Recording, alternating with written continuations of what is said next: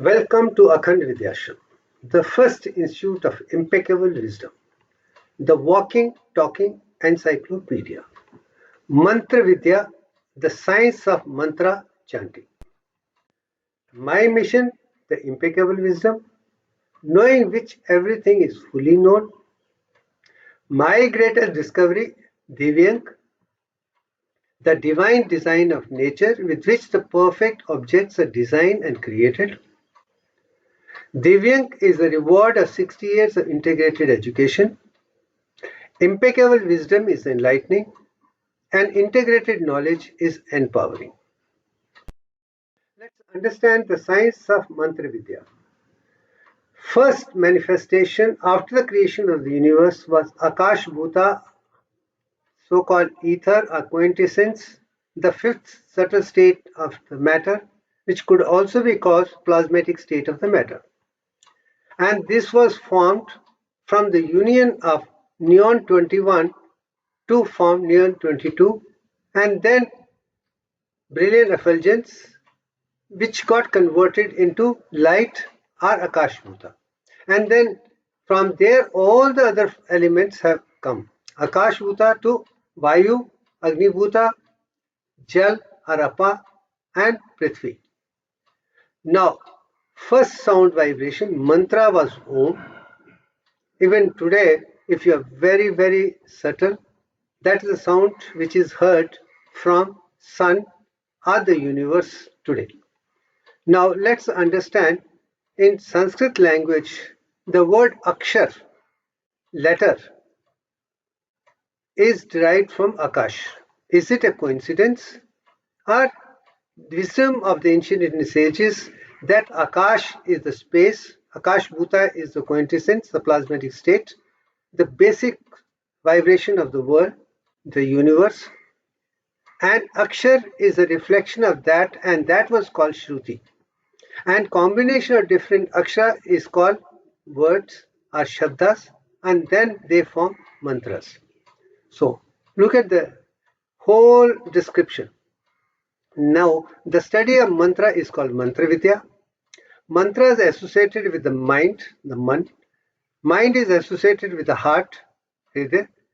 In other words, the foundation of mantra vidya is related to anahata chakra or heart, and that is what I'm going to explain to you later, why it's associated with heart. Mind, another thing, is extension, and it is associated with the kundalini and associated with sympathetic system, and that is a part of the heart. Chanting of mantras are also control the mind. The control of fluctuation mind is called yoga. The control of the mind leads to intelligence, buddhi, and mind is associated with the breathing. And with the regulation of breathing, we can come to a state of yoga, or we can control the mind, and thereby we can control the physical. This triangle combination of physical body, breath, and mind is beautiful, and that can be benefited or by chanting mantras itself. So that way mantras have been given that much importance in Veda, Upanishads, and all the scriptures, that with the proper understanding of mantras, that too for divine mantras, the one which is in Vedas and Upanishads, if you can consensually, with the understanding, you can chant those mantras properly, you can go to a state of yoga, have a perfect physical health, emotional health, mental health, spiritual health, intelligence, intuition, and be in tune with universal consciousness with the help of mantras alone. And that is something which I have definitely experienced, and maybe part of it I'm going to share in this particular video. Now, that let's go to the next to understand what mantra vidya is. The origin of sound are aksharas, are shabdas from the universal consciousness. There are two parts. The primordial sound, the core of cosmos, which could be the sun or spiral galaxy or greater universe too. Phonetic sound is Om, and that was called Shruti. Because it was called Shruti, is directly heard from the cosmos and was converted into Vedic mantras And that's why Vedas are also called Shruti. Particular mantra part of Vedas is Shruti. And to the best of my understanding, the best examples are Tat and Om. I have given much more importance to Tat and Om. Once you understand these two mantras, you can understand what Om Tat Sat is all about. And of course, Tat Tvamasi has helped me to conceive Devyank. Now, as far as universe is concerned, it's Shruti is core of that. But in the human body, so-called Jivatma made of 100 trillion cells, the source of mantras is the indwelling soul or Antaratma or Kundalini. And there are also different stages of sounds associated with different centers of consciousness within the body and associated with Antaratma or Kundalini. The one which is called most important is Pra, and that is associated with Muladhara and Sahasrara chakras. Pashyanti is Nabhi or Manipura chakra. Madhyama with Anhata chakra. Vaikhari with Vidushti chakra. And I've added the fifth one which we normally people don't talk about it, Ajapa mantras. That is silent repetition in the brain without any expression outside. There is no movement of lips, absolutely nothing, no mental chanting, no loud chanting at all. Let me also tell you the kind of chanting which is normally done at this lecture is either you can chant mantras with loud, silent, mentally, or ajapa. And ajapa chanting is the most powerful, and it can go on within your unconscious, subconscious, superconscious mind 24/7. You can train it, and I have done that. And from that angle, Durga mantra is my ajapa mantra. Now, examples of application of this knowledge you see in the world. To the best of my knowledge, African singers who have very basic, fantastic sound, that origin of the sound comes from Para or Muladhara chakra. I'm sure this Muladhara chakra is so strong, then their breath starts from there and then slowly they raise it to high level of consciousness.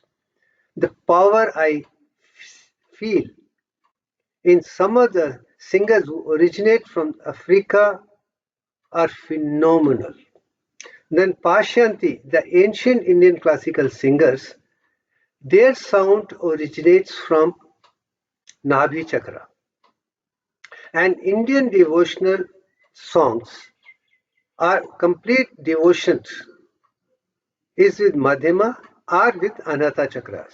And all those songs are sung from the heart.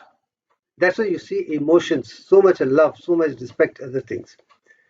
And most of Western singers, by and large, they sing from throat. Or that can be called Vaikhari. But now let me give you one example of transformations of a singer with the help of this particular kind of knowledge. I still remember K.L. Sehgal, the great legend singer of India, pre-independent period, early period, comes from Jammu, and he was singing very well. But his singing improved when someone related to my father taught him to learn to take deep breaths and raise the sound from Nabhi and then sing beautifully. And when he started taking deep breaths and taking right up to Nabhi and then slowly leaving the sound from there and singing in the process, there was a great transformation in the singing style of K.L. Sehgal, and I'm sure I have helped quite a lot, and many people have benefited from this particular knowledge, and the quality of singing has improved. And particularly if Indian classical singers can take deep breath and then let the sound arise from Nabhi and then sing classical song will be fantastic. And I'm sure if you can bring it down to the Muladhara chakra itself and then slowly raise it, the power is going to be phenomenal. Anyway, let's go to the next one. There are also Bij mantra which I would like you to understand. Bij means seed, and constant repetition of seed mantra can activate different centers of consciousness or called chakras. They can also awaken sleeping Kundalini, and this can lead to ascension of Kundalini, and thereby you could have a spiritual evolution altogether. According to Akhand Veda, there are different seed mantras. Normally we have 7 seed mantras which you're going to see, but since I'm talking about 10 chakras, so let me define 10 seed mantras. Rather, there's Muladhara, it is Lam, Swadhisthana, it is Vam, Nabhi and Manipura is Ram, Usha and Anata is Yam, Vishuddhi is Ham, Ajna is Hamsa, Vigyan I would call Soham. Then leads to Om. Then Sahasra is Om with Turiya. If you can do that, this chanting in this particular process with giving concentration on these chakras, you could have phenomenal spiritual evolutions. I have done that over and over. I have benefited tremendously from this particular knowledge which comes from Tantra Vidya. Now, there is another example of Indian classical music called Saptaswaras. There are 7 notes in Indian classical music. And we know very well Indian classical music is very divine, very devotional, and it is used for spiritual evolution, religious otherwise. It can influence the emotional mind and give you the feeling of one with the deity, one with the universe, for becoming a perfect human being in love with divine, in love with humanity, in love with all the living beings. Saptaswaras play a very, very important role. And this can also lead to the awakening and ascension of soul or Kundalini or Antaratma. There are 2 schools of Indian classical music in India which use Saptaswaras. One is North Indian system is called Hindustani classical music, and South Indian is called Carnatic classical music. Fundamentally, they are more or less same. Only thing is South Indian is very classified, no variation is allowed. With Hindustani classical music, variations and combination and commutations are permitted to produce better results in the process. Now let's talk of the 7 basic notes. You have Sa, Re, Ga, Ma, Pa, Da, Ni, Sa. Actually there are 8. Muladhara chakra, the phonetic sound which comes from Muladhara chakra is Sa. Swadhisthana is Re. Ga is Nabhi and Manipura. Ma, Usha chakra. Again Ma for Anahata. Vishuddhi Pa. Ajna Dha. Vigyan Dha. Pragyan Ni. And Sahasrara would have Sa once again. So Sahasrara is also called Muladhara chakra of divine kingdom. So no wonder you start from Sa, Re, Ga, Ma, Pa, Da, Ni, Sa, again come to Sa. So if you can chant this Sa, Re, Ga, Ma, Pa, Da, Ni, Sa, also in unison with a very calm and quiet, I can assure you, you'll feel Kundalini rising from Muladhara and going up to Sahasrara step by step, and you can experience the beauty of one center to second center to third center. Automatically it happens, and there's nothing else to be done other than just be aware and flow with this natural pattern. You will find the spiritual evolution. No wonder Bhakti Yoga has used these sutras and these Bij mantras to the advantage with all the classical music, and Mantra Vidya is one of the most important pillars of Sanatana Dharma or Hinduism. It has made Hindus who believe in Sanatana Dharma completely, all the Indian values, are very calm and quiet, non-violent, truthful, honest human beings who do everything for the love of nation and love of the world per se. Vasudev Kutumbam they think. And reason why we can think of Vasudev Kutumbam, become non-violent and completely selfless for the benefit of the world, primarily are these Bhakti Yoga, Saptswaras, Bij Mantras, and these mantras. Anyway, let's go to the next. From my experience, the structure of Sanskrit language, which is considered to be the greatest scientific language of the world, and there is no parallel in the world. Nobody can find. It has been accepted, the Sanskrit language and Devanagari script, the akshas and shabdas are the perfect one, very scientific and done with it. But let me just take one small example of the vowels itself. There's a sound which produced without stopping the breath. There are 16 Sanskrit vowels. They are associated with 10 chakras. The chanting can activate back chakras, not front chakras. That's another factor which I would like you to understand. Because sensory system back chakras definitely going to take it to the higher level. Then coming down is from up down. So Mooladhara back, when you say a, e, re, re, u, a, o, aha. If you can just very gently, silently, just repeat these words, a chant, a, e, le, re, u, a, o, aha. You can experience how your consciousness is moving, or Kundalini or Antratma is moving from Mooladhara to Sahasrara. By the time you come to the Sahasrara is aha. No wonder aha is added to all when pouring is done, ahutis are done. It's beautiful. What a science. And that is science which I wanted to share with you, which has really made me so different, be in tune with universal consciousness and produce 8 hertz frequency throughout the brain with eyes open, eyes closed is primarily because of mantra vidya, and that has been my strength. Now, Sanskrit vowels can be used as a mantras. Sapswaras can be used as a mantras. Bij mantras can be used as mantras. Complete, even consonants can also be used, have been structured in a very scientific way. That is, no wonder Sanskrit is the best one. Now let's take to the next one.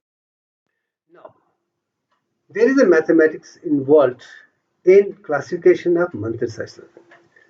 And you see this particular picture of chakra is associated with Anahata chakra, the heart. Right in the middle you can see there is one. That is Om, just one word Om, not split into 3. Then you have 3 triangles up and down which could be related to Om. A, U, M, Turiya. Om. And Om has to be chanted. To master the art of chanting of Om, the best thing is take deep breaths. Very deep breath. Go and concentrate on Mooladhara chakra and just repeat the word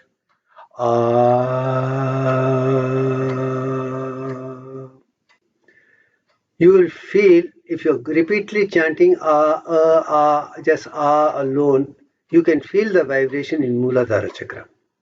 Once you master that, then take the breath and then bring it into the heart chakra and say you can definitely feel the chest. And when you chant Ma, you will feel it is in the head. Just by chanting Om alone, step by step, A with Mooladhara, pelvis, U with heart, Ma in the head, and Turiya, the emptiness, go beyond to the universe. That itself can put you to. No wonder Om is called Maha Mantra, is also called Pranavayu Mantra, and no wonder it is chanted before every other mantra to diffuse the whole energy around the body and prepare you for the benefit of the other mantras. That is the power of Om. That is called Mahamantra. That was used as a prefix in all the mantras, including Gayatri. Then this sixth one is Om Namah Shivaya. This six Akshakri mantra can make you one with Lord Shiva. Then 12, Shri Vasudevaya Namo Namaha is Vishnu's mantra, can make you, then it's got power of 12. Power of 24 is Gayatri mantra. Power of 48 is Mahagayatri mantra. Power of 96 is Akhand Gayatri mantra. If you can understand this and scientifically chant with the concentration all the 10 centers of consciousness with the unison, you can do wonders and move on to the higher and higher levels of consciousness. And that is the power of classified mantra vidya, which Akhand Vidya Ashram has specialized and given to the world in a very crystal clear, scientific, classified explanations.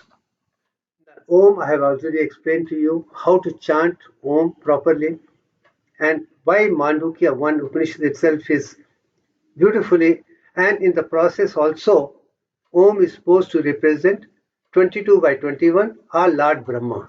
And Om is always associated with Brahma. It is also said, this is Lord Brahma who concentrated on Tat, found it is Bhurva Vasva, and when he concentrated on Bhurva Father, he found it is Om. So Tat and Om were the two mantras which Lord Brahma experienced and explained, and that is what 22 by 21 is. Akhand Gayatri Mantra I explained.